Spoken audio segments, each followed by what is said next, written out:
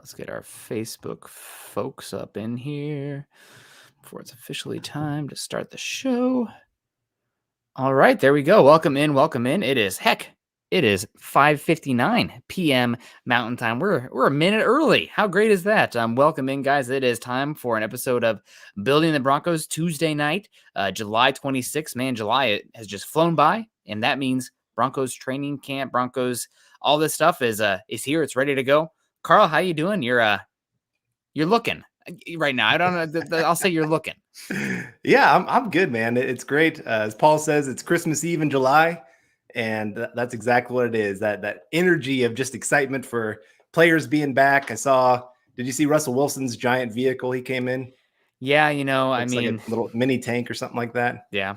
Yeah. Good for him, I guess. I don't know. The private jet stuff and the big car stuff is like a little bit, not to go too far down that. It's a cool car. I'll Yeah. say that. And what I'm really loving is the old school jersey. That number 3. Yeah. Beautiful. That was a good looking jersey. I might have to get me one of those. Yeah, no, it was nice to see that. And like I said, just seeing players back, getting everybody talking about things kicking off here.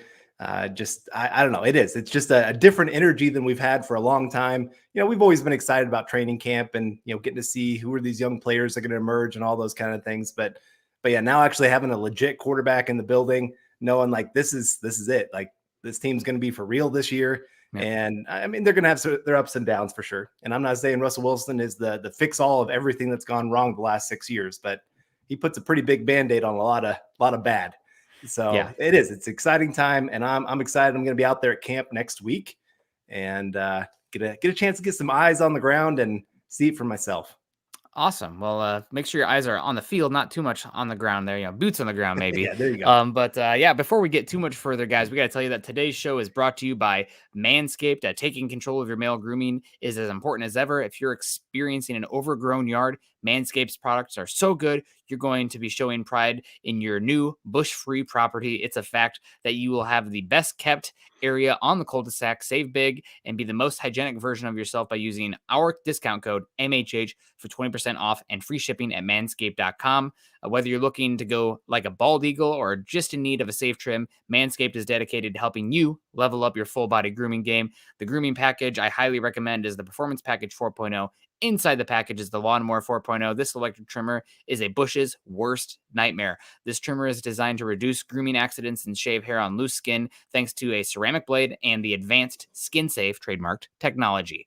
No need for night vision goggles. This trimmer has an LED light to allow you to mow your lawn in the dark, which, take your Manscaped with your backpack. I did a sunset hike the other day. My headlamp, not doing so hot. I needed that LED light on the Manscaped, guiding me through the bush, literally, down from the hike. And Carl, you spoken. Let's hear it. A user of Manscaped. I guess if everybody listening at home can't see this, but you might as well just lean in here to kind of show what's going on.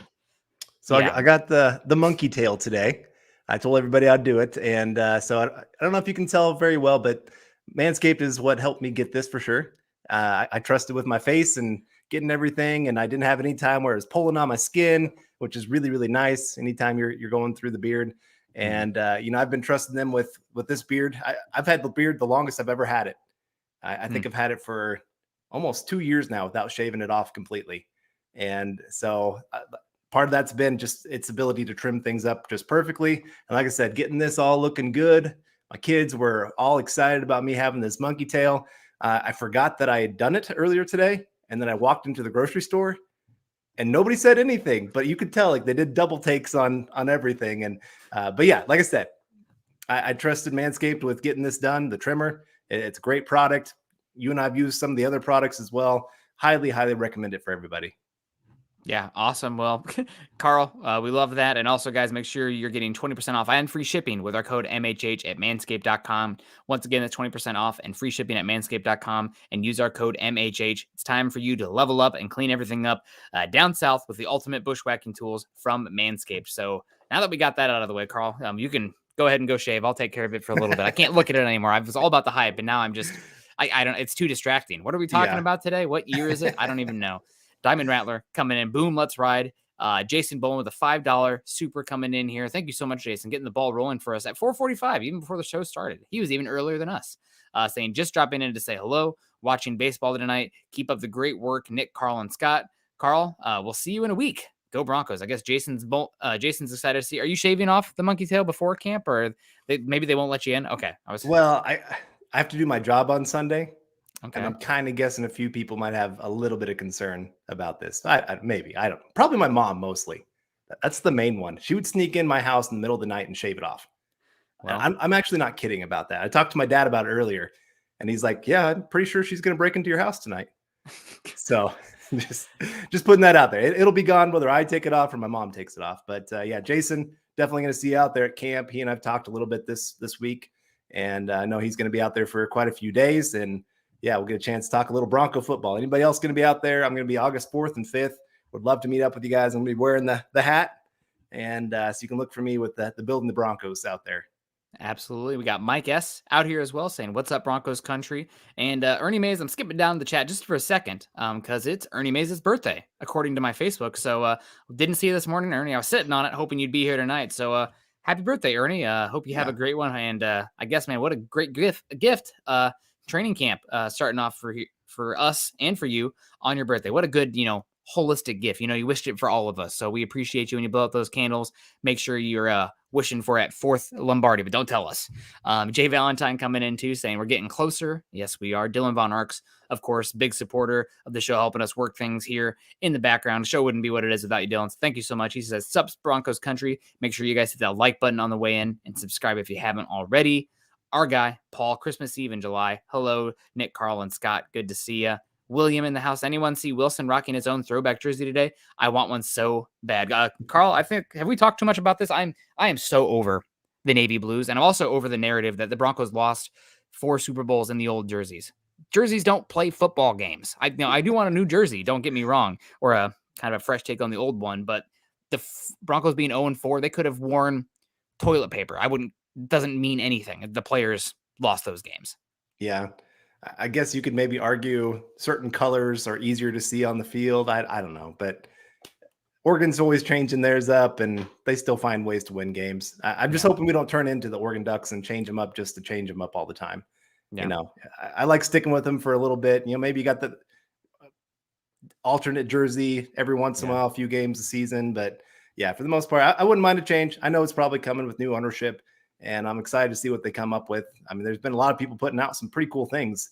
They really should just look on Twitter and say, "Hey, let's just look through everything that they've already designed and pick one." Yeah. They could do some work on the logo ones. Some of those are a little harder. It's hard for me to get past the 1993 D logo, despite what I have behind me. I have a lot of clothes that have the old school logo, but not a lot of stuff like that. But Sign G coming in saying, "My guys, Nick and Carl, what's up?" Not too much. Greg Smith, aloha to you, buddy, says, "Good evening." Dom in the house, too, saying, "Good evening, Nick, Carl, and Scott. We are back, boys. Can't wait for tomorrow. Nice media day today for our Broncos." Yeah, it was nice to see Andrew Mason out there, friend of the show. We talk a lot. That he was showing the spread as well for the media. So good to see that the media out there, being taken care of, because they're the ones putting in the hard work, not the players, not the coaches, the media. Right. EJ in the house too, saying, "Good evening, Nick and Carl in Broncos country. Great to see you." David, hope you're doing well. Says, "Good evening, Broncos country, Nick and Carl. Hashtag MHH. Hashtag let's ride." Absolutely. Jay Kozad too. I'm hoping we get some luck in the injury department through camp. And I guess we can start off a little bit with that. We did get some official confirmation on the physically unable to perform list, the PUP list. And 2 players we were pretty sure were going to did end up on there. 2 Broncos offseason free agent signings, which sends a little shiver down my spine. But Randy Gregory and Billy Turner ending up on the PUP list. Also KJ Hamler, which is a bit of a bummer. There was, given his injury that he suffered last year, not a shock, but there's a lot of Billy Turner and Randy Gregory discussion and holding out hope for KJ Hamler, alas, on the PUP list with those 2 as well. So your thoughts? Well, and Chris Allen went on the NFI list as well. Okay. And I was really excited about him. I know he's an undrafted guy, but I kind of had some high hopes for him. And they get an extra year. Just real quick to cut you off here. I am pretty sure. So that's non-football injury, correct? Because it happened in college. So I am 95% sure the way the language works with NFI right now is that if the Broncos do not activate him at all this year, it'd be like they got him next year. So that he'd keep an extra year of eligibility. So it'd be 4 years and then the restricted free agent class. So technically 5 years of control. And that's just kicking the can down the road. We keep talking about what are the Broncos going to do at edge rusher? Well, now you have another option next season as well. Maybe not very fair to the player, which, and because he was a UDFA, it's kind of like the Malik Reed path where he was an RFA this year, restricted free agent. But if you end up on the non-football injury list, the year of your clock actually gets pushed back a year. I'm pretty sure. So pretty interesting. Not the most fair to Christopher Allen, but maybe some good news for the Broncos. Right. You're right. I mean, because I think the edge group, while we've questioned how good they're going to be, depth-wise, they're actually not too bad. They've got a lot of names you could be pretty happy with on the roster. And so getting him pushed back a year where some of these other guys might be gone, like Malik Reed, Bradley Chubb, just adding to that group next year, I'll take it. But anyway, the main three guys, though, that we do need to talk about. I mean, it's tough because Billy Turner, you were hoping he'd maybe win that right tackle job. Well, you can't win it when you're injured. When you're not getting out there putting in the reps, it's going to be tough to see him winning that job. Yeah. I think Calvin Anderson now gets a huge leg up in that competition. I know you got Compton as well. That's going to be a part of it, but I think right now Anderson has to be that front runner. And the other thing is I would love to see Billy Turner kind of get some time at some other positions as well. If he doesn't win that starting job, it's nice to know that he could be that depth guy that you can play at left guard, right tackle, wherever you need him to be, because he's got that versatility. Same with Compton. He's got that versatility to play around. So, like I said, just want to see them on the field. KJ Hamler, not a surprise.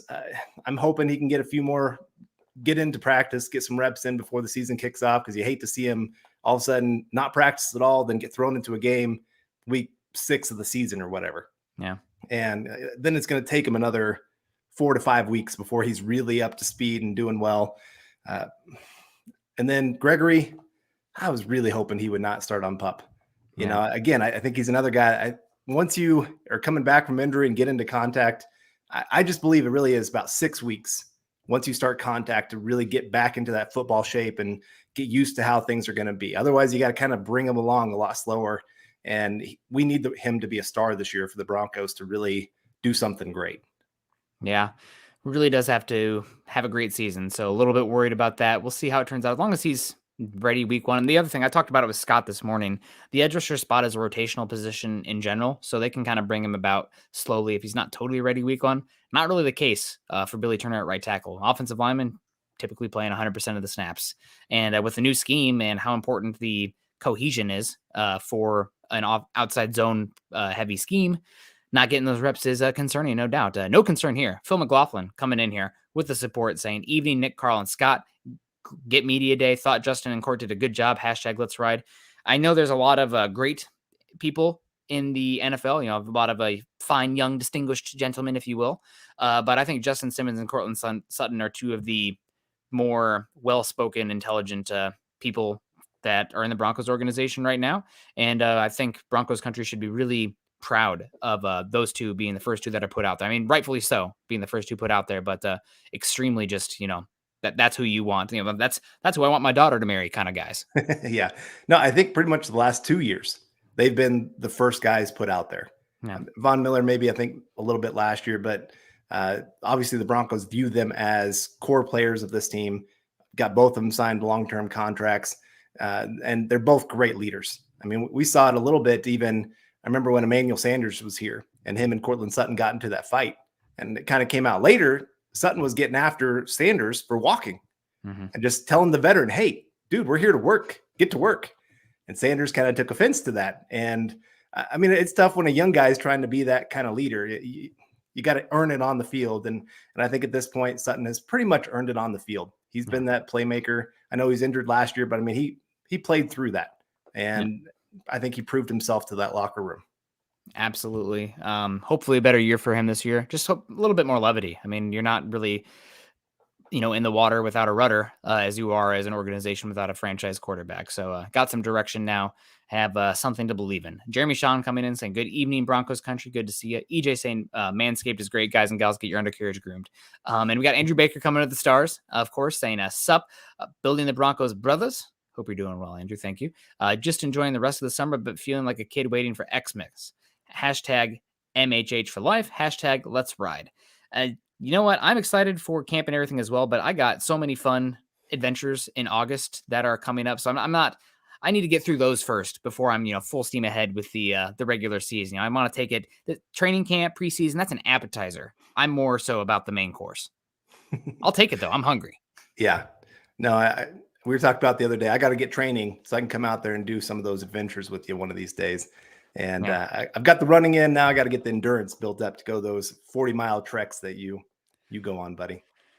Yeah, I got a brother-in-law might be coming out and found a couple alpine lakes that teeming with 12 to 18-inch cutthroat trout and blueberry bushes just everywhere. So I'm going to do some foraging as well and some chicken of the woods mushrooms, which I've pulled off trees and cut up and cooked before. Good time. Gary Leeds Palmer coming in saying, good afternoon, Nick and Carl and Scott. Excited is the word. Absolutely, Gary. We love it. He says, go Broncos and let's ride. Michael Ronquillo, of course, coming in saying, good evening, Nick and Carl. I'm building the Broncos. Let's ride and go Broncos. Jesse, this has been a bit since I've seen this name, so he's definitely right with his comment here saying, almost time to wake up from hibernation. Let's go. I think a lot of Broncos country has probably been in hibernation for some time, and rightfully so. Gosh, maybe hypnotized to sleep with what we've seen recently. 2016, still a little bit of hype after the Super Bowl, still a really great defense, although not really replicable to have an elite defense year after year. I digress. But Case Keenum, Joe Flacco, second-round quarterback Drew Lock, who had flashes, whatnot. Trevor Siemian. I think we can say now, no total disrespect to those guys, but yawn. I'm awake now. Time to wake up. Travis Weber with the Stars coming in saying, good evening, Nick and Carl and Scott in Broncos country. Do you guys want Darby or Ojemudia opposite of Patrick Surtain II? Man, I guess I'm going to be biased here and say that I want Ojemudia because hashtag go Hawkeyes, hashtag Iowa all the way. But give me whatever guy's healthy. I think Darby should get the first reps. He was really good last year. That being said, Darby is injury prone. We all know that. Hamstring injuries, turf toe, I believe, ankle. He's had a myriad of injuries. Only one season where he's not missed time due to injury in his career. The other thing is that he has almost zero ball production in his career. And that's a concern for a defense that's probably not going to be clamps this season, but going to have more opportunities, I think, to take the ball away. So maybe Ojemudia gets a shot. I'm pulling for him. It would be a good problem to have if both of those guys look so good that you're having a hard time picking one to play over the other. Well, see, that's why I would pick Ojemudia. If he wins and Darby is healthy, we know what Darby is for the most part. He's been a solid starter in the NFL for a long time, a good number 2.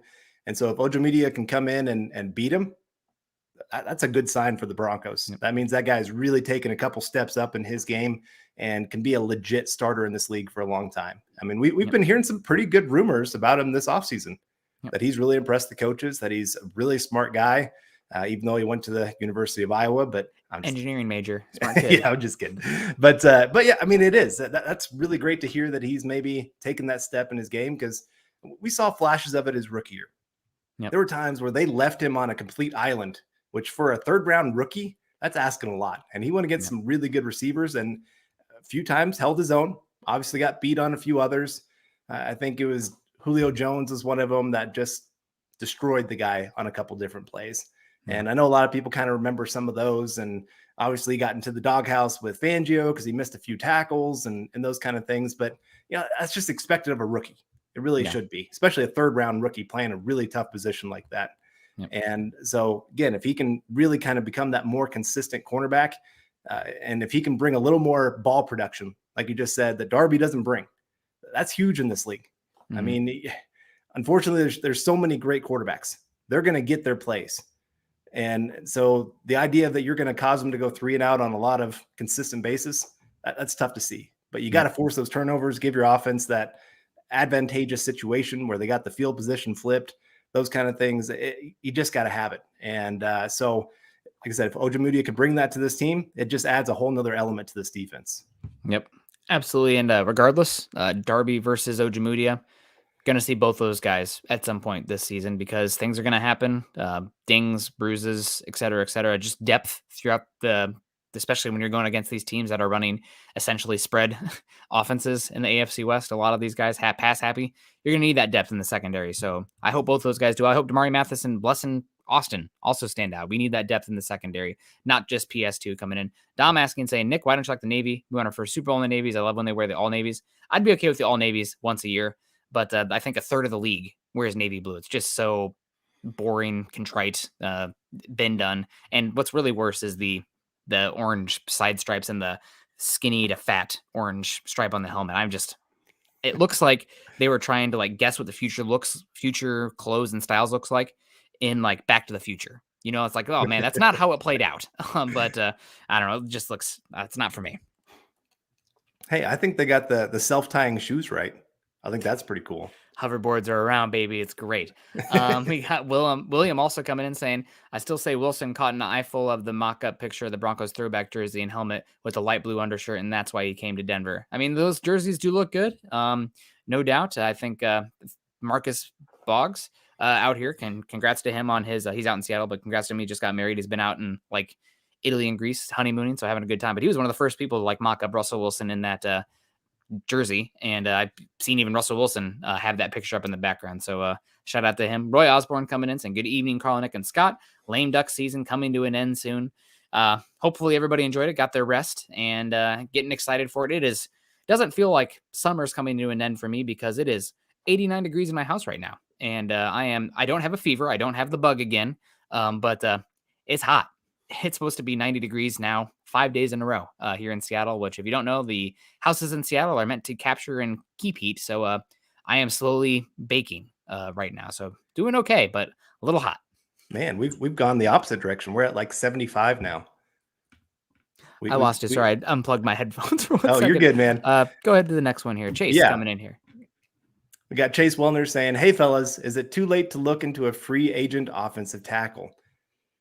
Not many great ones on the market right now. I think Riley Reif just got signed to be the 12th highest paid right tackle in football, even though he's played like 10 games over the last 3 years or something and not been very good. So it's rough out there, folks. It's like you're on the dating app and you're in a very rural area or something. No disrespect to the total world, but just the pool itself is small. The volume is small. So right.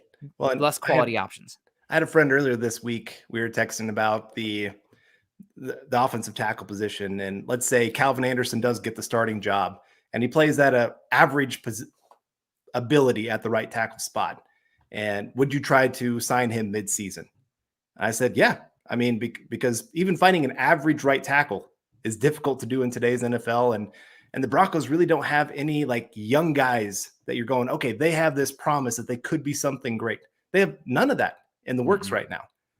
And so making a hole at that position when you don't have the draft capital to really make up for it, to go to the draft and say, all right, we got this first round guy. Yeah, we can plug him in there. He can grow at the position. You don't have that. And so, like I said, you don't want to make a hole at a very critical position like that. Yep.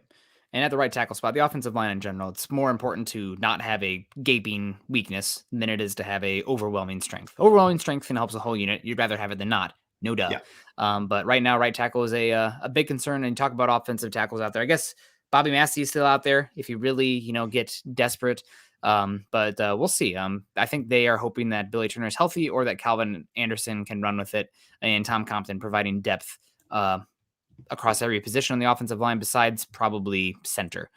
We got Jacob Cassidy coming in to talk about the depth on the offensive line, saying, can the Broncos move Netani Moody at tackle or move Reisner at tackle and start Moody at guard? I think this one is more plausible than moving Moody to tackle because, sometimes the metrics, the arm length, blah, blah, blah, it's overstated. Moody, I think, would have 0th percentile arm length, and he's already like small framed for the guard position, very small framed for the offensive tackle.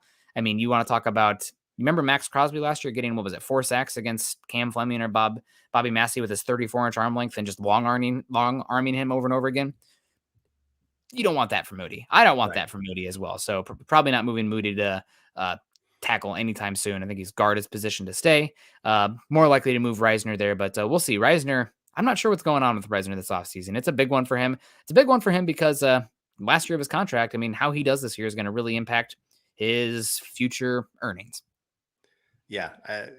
If he can become a starter and a very solid starter, all of a sudden he goes getting paid, top 10 guard money next year compared to if he's benched or traded this year, good chance he's maybe getting that backup $1 to $2 million, $3 million kind of money per year tops. Yep. So big difference in how the contracts are going to be structured for sure for him. But got Benjamin Flores coming in saying, howdy fellas. The gruesome twosome, killing it as usual. Thank you very much for that. I like that. Go Broncos and keep it up. You've got us through the offseason once again. Yes, it is a long offseason.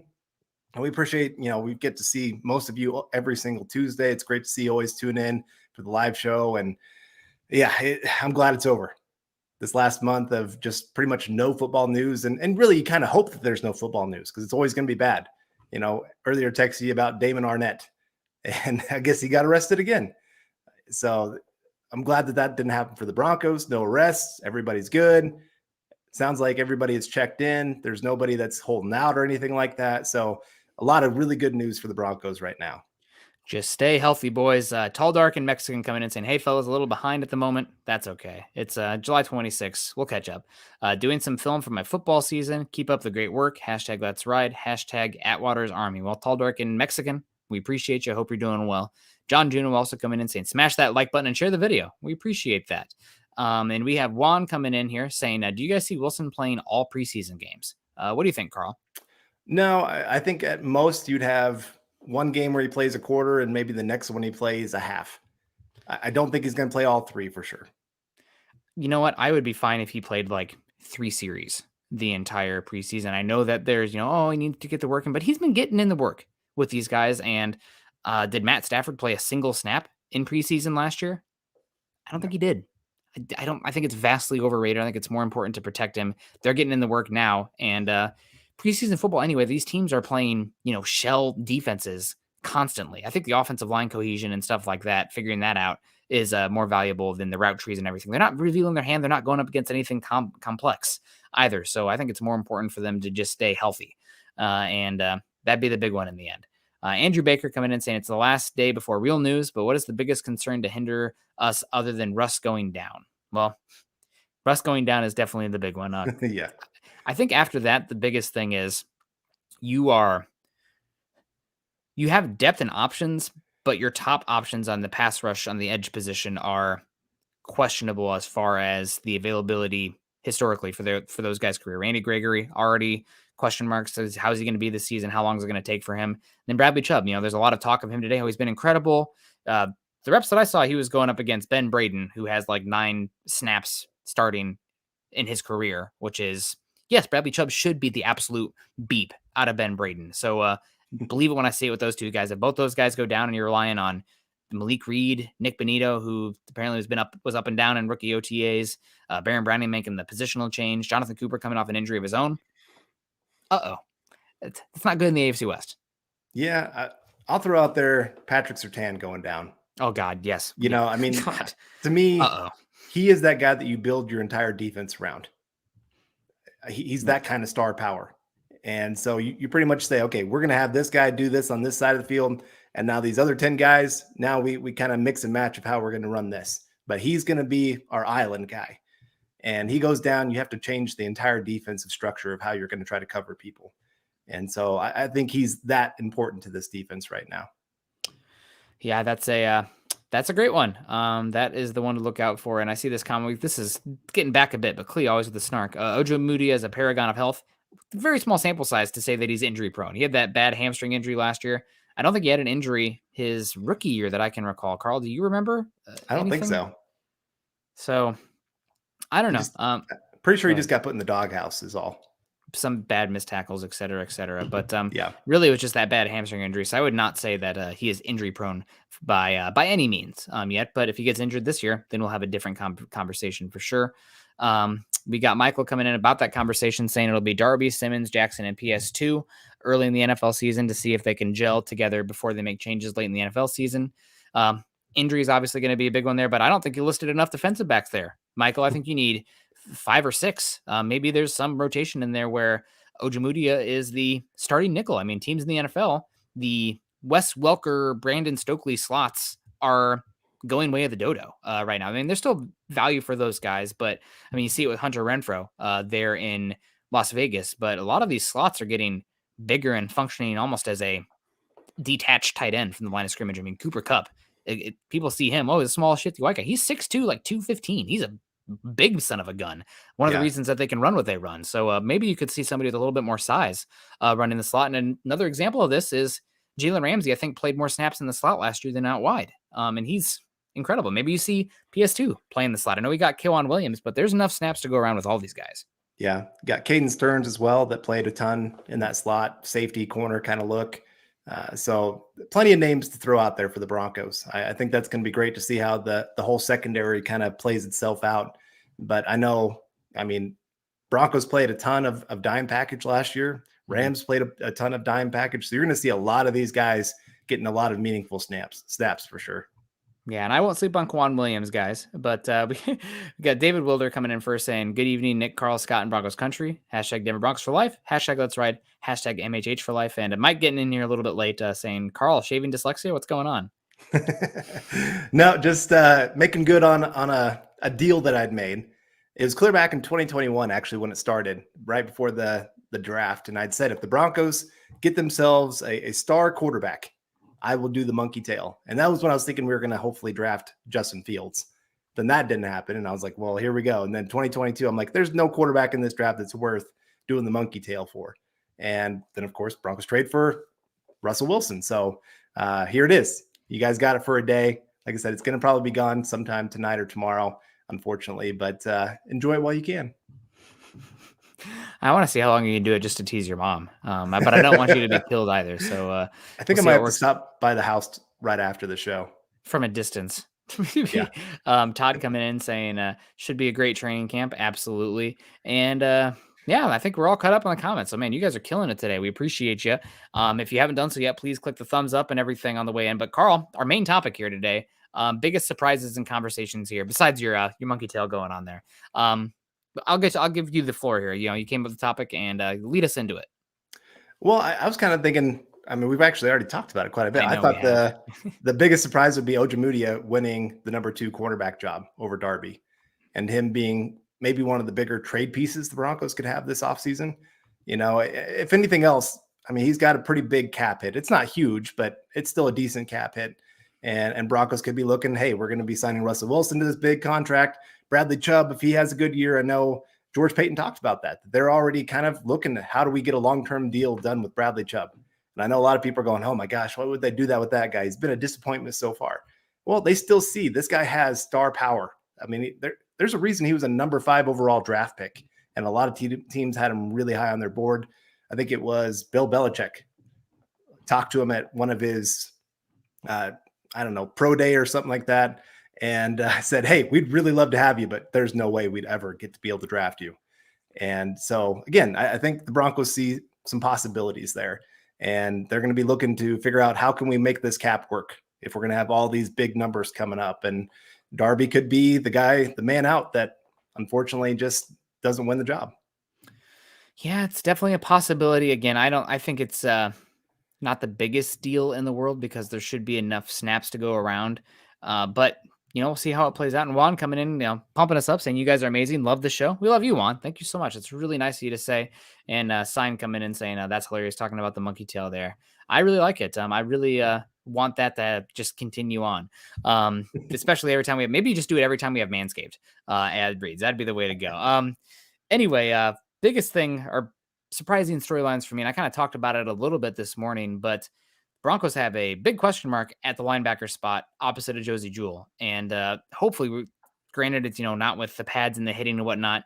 Training camp, you might not get as much of an answer, but preseason for sure. That second linebacker spot, how much are they going to use it?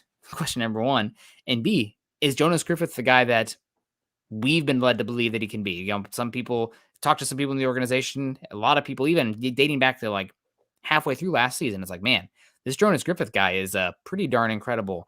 I think it was Brian Baldinger did a really good piece on him on Twitter as well, like a 4 or 5 minute video clip from one of the last 2 games of the season. And Broncos moving Baron Browning to edge. I think all of this screams that they really like Jonas Griffith to be that guy opposite Josie Jewell. But they also brought in Alex Singleton. It's a little bit more of a high floor character. You know what you're going to get from him. So I think that's an underrated training camp battle that I am eager to see the usage with those guys. I'm really happy to have Josie Jewell back, steady Eddie out there, not a flashy player, but somebody that you like to have, a linchpin of the center of your defense. But that other spot, very intriguing for me.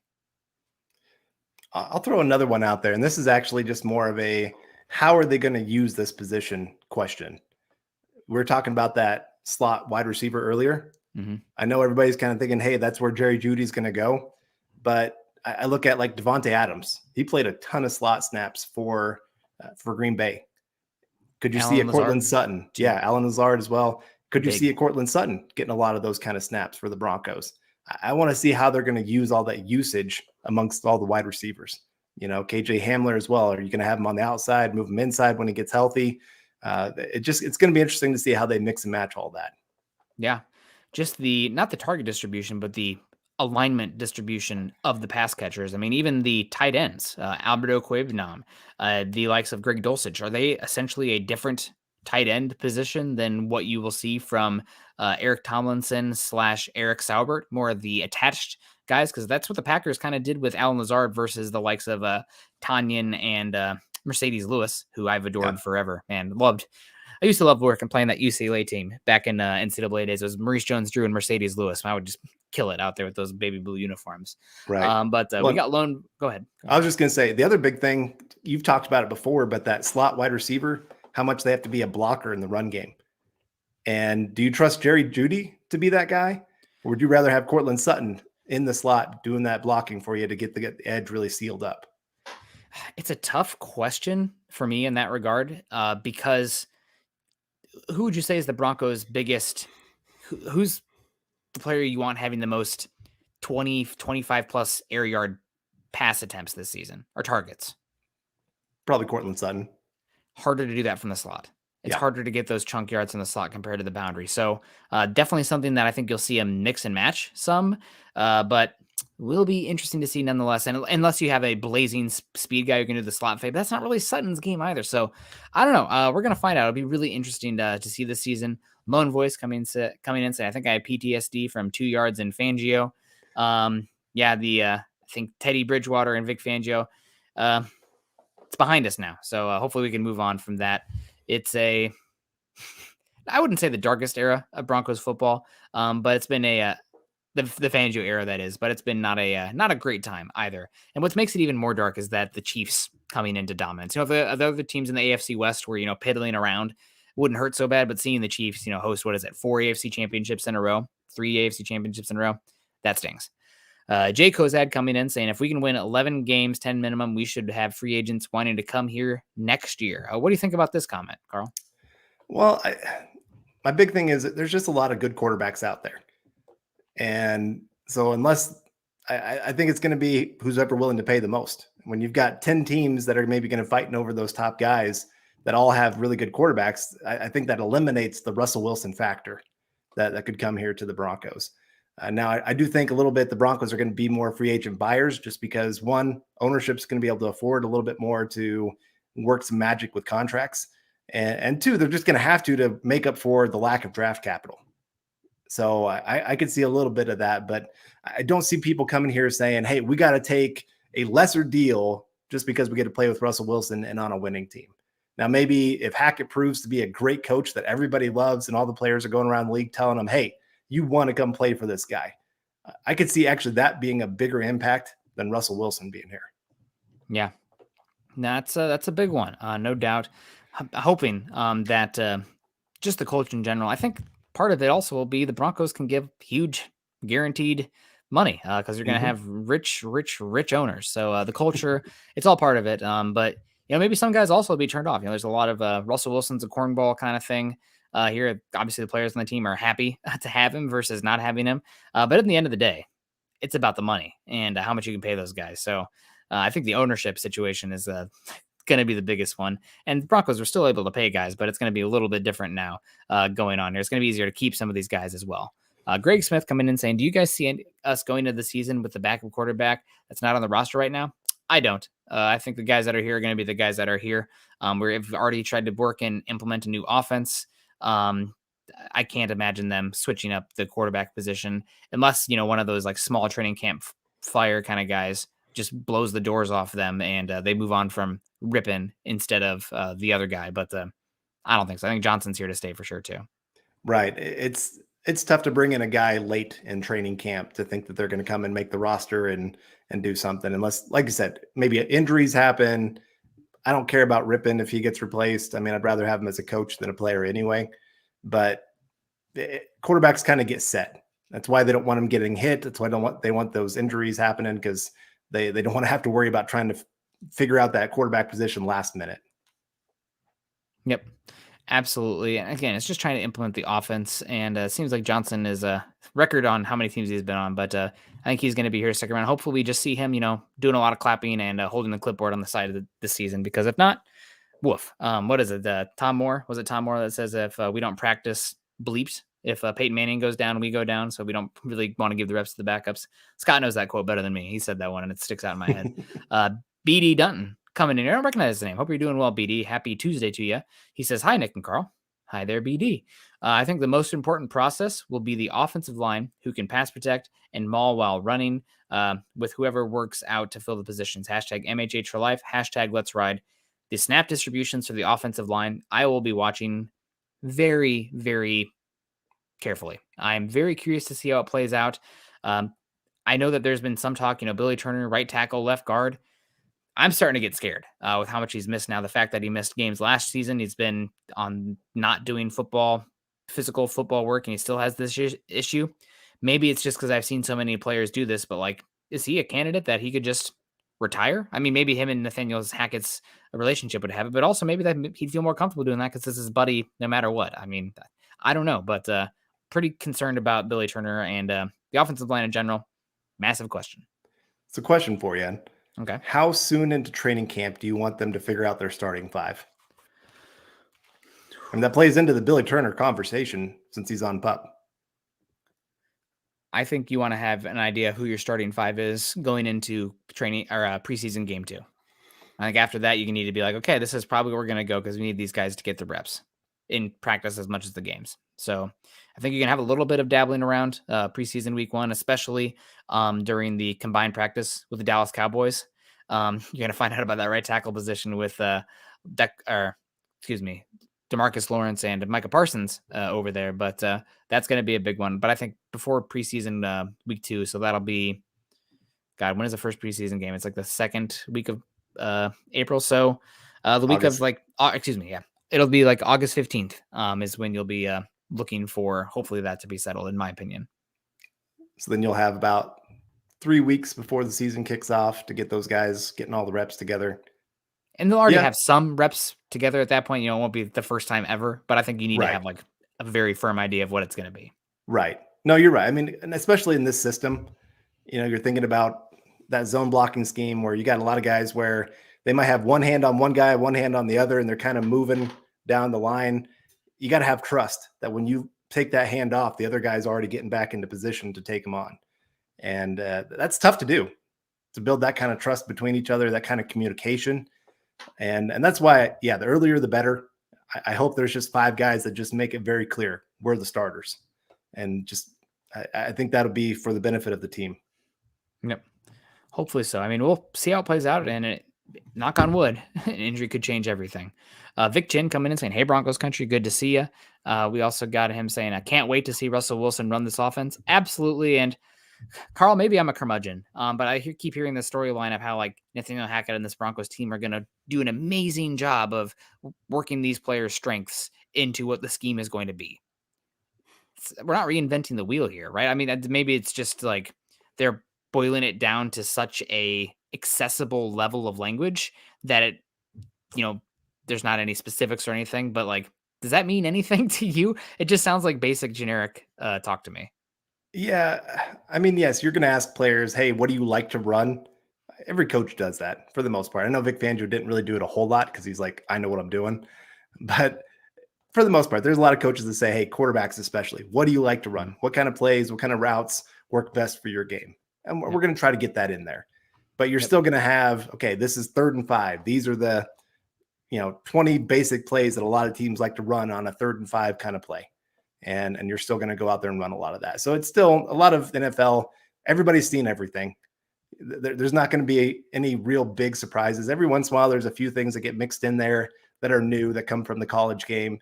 I think of when Miami was taking on the Patriots clear back, I think it was early 2000s. And they were doing, the direct snap to the running back. And the Patriots were like, what in the world is going on? Because it really wasn't done in the NFL for a long time. But for the most part, like I said, everybody's seen a lot of this. And so it's just the execution side of things. You got to get the execution going, get everybody on the same page, make sure everybody's seeing the field the exact same, because you're going to have a lot of option routes. They're playing man, this is what we're running. If they're playing zone, this is where I'm going. Just that's the part that's always going to take a lot of time. Yep. Absolutely. And Clee coming in here saying going to be hard to pay free agents when Wilson gets $50 million a year. The lucky thing about that is with the Broncos having the rich ownership, they can somewhat put it on the salary cap credit card. They'll pay him up front with the guarantees and whatnot, but this is almost a too big to fail situation where just cap is just going to keep going up. The big TV market's coming down here, so you can make that year 1, year 2 cap hit not really detrimental and still fit guys on here and just kick that more the base salary side of things rather than the signing bonus down the road. Well, that's what the Patriots did with Tom Brady a lot. Mm-hmm. I know he was taking a little bit of discounts, but it wasn't as much as people kind of realized. They just were really working a lot of magic when it came to his contract, and they'd redo the deal every couple of years. Yep. Just open up a lot of cap space. The Chiefs already have redone Patrick Mahomes' deal twice, I think, to open up some cap space. I mean, that's why they made it this 10-year deal, because it gives them a lot of flexibility of how they can handle that. And for the Broncos, like you said, when they can offer a lot of guaranteed money up front, they can really set up that contract well to make it easy for the team to open up cap space later in the contract. And Russell Wilson still gets his money. Broncos get the cap space. They can keep this team competitive, even with him getting paid a lot of money. Absolutely. Well, a few more here before we start to get on out of here. And I appreciate everyone coming in saying really happy to not have the quarterback scoreboard anymore. Me too. God bless. Dark days behind us. Andrew Baker, good to see you again, man. Thanks for the support. One more, Carl. One more underrated storyline for you this training camp that we're looking for. Well, I'll go the safety position. Okay. I know we have the starters nailed down, Simmons and Jackson. Caden Stearns is that number 3.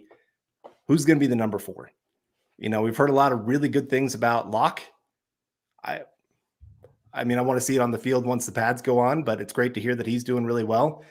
Of course, you still got Jamar Johnson, who a lot of people are really high on, me included, heading out of that draft. I think it was last year. And then you added a couple pieces here in the draft this year. So figuring out, are they going to keep 4 guys, 5 guys? What's going to be their role on this team? Can you get a guy that's going to emerge that makes you feel really good about, Jackson leaving next year? That you can feel like, hey, we have a replacement in the building. So I'm really interested in that number 4 battle at the safety position, which seems kind of crazy, but it is still a pretty important position moving forward. Yeah, absolutely. I mean, part of that is also special teams. That 4th safety is going to have to be a big special teams contributor and be versatile in the alignments and whatnot. So we'll see. And that's one of the big things with Jamar Johnson. He is way behind Caden Stearns and PJ Locke and most of those safeties, from what I understand, in the special teams aspect. So could hurt him. Andrew, good to see you again. Thank you for the stars. We appreciate you. Andrew also coming in saying, oh, sorry. Go ahead, Scott. Here's to next first Broncos live win and break the cycle.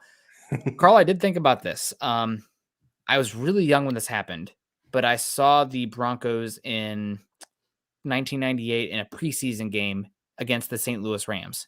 And I think the Broncos won that one. I don't know if that counts because it's not a regular season game. But I think the Broncos ended up winning that one. Don't hold me to that. I do not remember. Okay. Well, obviously it played out well because Broncos won the Super Bowl that year. Later that year. John Elway did not play because he had surgery after that Super Bowl, if you recall. So yeah, he missed 4 games that year. I think it was something like that. And I think they still went 4-0 in those games. Yep. Yeah. Absolutely. Bubby Brister coming in helping out. So last storyline for me here that I'm really intrigued by. Maybe it's not underrated or anything, but just what does the offense look like with Russell Wilson running it? I know that we've talked a bit that, oh man, it looks like they've really been emphasizing the middle of the field passes here, but when you're throwing against, trainers and air, it's pretty easy to do that. What does it look like when you're having to throw it through Wuzurike or Jonas Griffith with, the vines out there, those kind of long guys as well? What does that look like?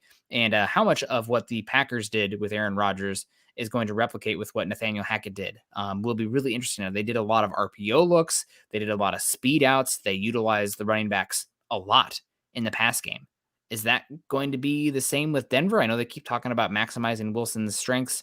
That to me means explosive passes outside the boundary, but they need to be able to figure out some way for Wilson to be more efficient in the quick pass game and getting space for those guys to do things after the catch. If that means working the middle of the field more, if they can figure out a way to do that, awesome. But just really curious to see what all of this looks like as it comes together. For sure. And then even on top of that, the run game. Yeah. How are they going to use the two running backs? I mean, we got Vic Chin coming in saying, can't wait to watch Jay Will run the ball. Yeah, it's going to be exciting to see him not having to go against loaded boxes. What can that guy do when he gets into the open field? We saw it last year. You get this guy one-on-one with a cornerback. Good luck to that cornerback. Yeah, absolutely. All right, guys. Well, that's going to be, we started a little bit early, and we're going to get on out. I got another interview here with a Chargers show, so I'm going to go on and tell them how bad they are and cursed and whatnot, and how Derwin James is worse than Justin Simmons. I'm not going to say anything bad about Justin Herbert because I do think he's a great quarterback, and unfortunately, I do really like him. But Carl, just one more chance. Lean in here. Let's get the full scope here of the monkey tail. There we go. Head up a little bit, head down. All right, now we scanned your face so we can steal your phone and get into your bank account and everything there. But great. Well, we appreciate you guys joining us today. We'll be back. I'll be back again tomorrow night with Mile High Insiders with Luke, of course. You guys are great. Man, Sinji saying go on and I'll say cap on them, Nick. Definitely will. We appreciate you guys. And Chase saying Google did say Denver won that game. I don't remember anything from that game other than taking a picture with the Budweiser girls and being like, oh, this is pretty great. I was when I first was like, man, some ladies look pretty nice. But we appreciate you so much. And Andrew saying Herbert's okay, but FDM Chargers, it's just you feel bad for him. Good team, fun uniforms, a lot of good things. Not a good team, but just the fan base is so small. So we'll see how it plays out. But Carl, what's the rest of your night looking like? What do you got going? Well, obviously, still doing the running, so I got to go get that done. Like I said, I got to build up that endurance to be able to keep up with you, man. And I might have to start running with a 40-pound pack on my back or something like that, just to see how I'm going to handle it. But now I got that to go to, and then a little bit of cleaning on the house. Got some company coming over here this week, and I've been trying to get a little more organized on some things. But otherwise, little work. I don't know. There's just a long list of things I probably should do, but probably won't do tonight. What about you, man? Other than the show, interview and try not to melt. It's hot here. It's going to continue to be hot, guy. And gosh, I don't even know what we're going to do for dinner because it's too hot to cook as well. So I'm going to have to figure something out. But we appreciate you guys. Make sure you're following Carl and I on Twitter. Carl is at Carl Dumler MHH. I'm at Nick Kendell MHH. Also, make sure you're following us at BTB Football Pod and at Mile High Huddle. If you haven't done so yet, make sure you're joining our Facebook community, facebook.com/Mile High Huddle Pod and facebook.com/Mile High Huddle. Been really appreciating all the recent run of people leaving 5-star reviews and comments on iTunes. So if you haven't done that yet, please head over to Apple Podcast, find the Huddle Up podcast, Mile High Huddle, and leave us a review. It's really greatly appreciated. A lot of great Broncos content producers out there, but we like to think we're doing it as good and differently, better than everyone. I mean, who else has the monkey tail? Nobody. We got that on them for sure. That's right. And over on YouTube, please subscribe, like, and share. Hit the thumbs up on the way out. We appreciate you guys. As I always like to say, everybody choose kindness and compassion. Until next time, go Broncos.